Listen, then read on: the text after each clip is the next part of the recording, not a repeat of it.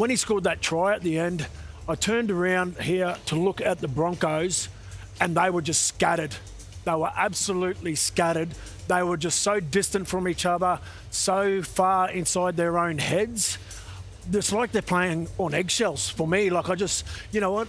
Are they a better football side than they were 12 months ago? Well, we all thought Michael Maguire was coming in to put a hard edge to the Broncos. Well, their last 5 games and their second half fade-outs, there's no hard edge to them at all. Like, it's, yeah, as a Broncos fan, I'd be very frustrated to see the way that they're playing, but full credit to the Bunnies. Like, it's just Wayne Bennett all over, backs against the wall, no one gives a chance, which is what we thought last week was going to be like. They get pumped, they come back down here, the Trell's back, they've got swagger, and they just snatch this game away from the Bronx. Gus, hearing what JT's just said about the Broncos, can you pinpoint where they're getting it wrong, coming off that big thumping from the Panthers at Suncorp on Sunday, and here they are giving up a 14-0 lead at the break? They've lost 4 of their last 5. You know, they put in a stunning 30 minutes against the Bulldogs and led by 30, but did lose the second half. They're down 18-0 in the second half as well.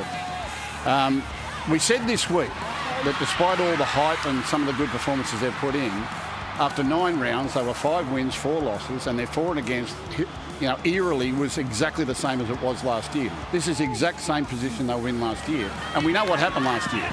The season fizzled out and went away. A loss like that tonight is probably as massive reality check as you could possibly get, particularly, as Johnathan said, the way the game ended. I mean, diving over from dummy half to score a try.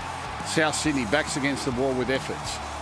Laying off Latrell on that 50-metre field. They just assumed he was going to put it up in the air again. He sucked them in with 2 big kicks up in the air, thinking, well, I won't go to the field goal till I'm close, I won't go till I'm close. All he was doing was lulling them into a false sense of security.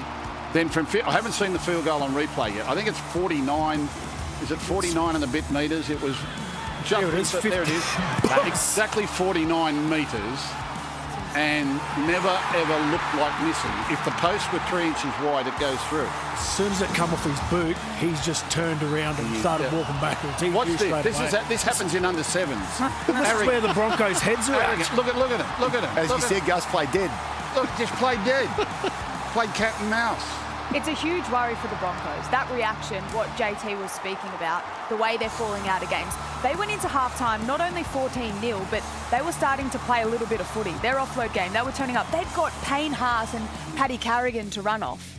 They've got 2 of the most experienced halves in the game. They've got players. They've got strike on their edges. That's not a lack of talent or skill on the football field. That's more. That's heart. That's giving up in a football game when you should keep going. There were poor errors in that game. There was rain that should have affected both clubs. But what South Sydney had was effort and more heart in the second half of footy, and that's exactly why they won that game. Look at that last try again, and just have a look at the body language on the players, what Latrell does.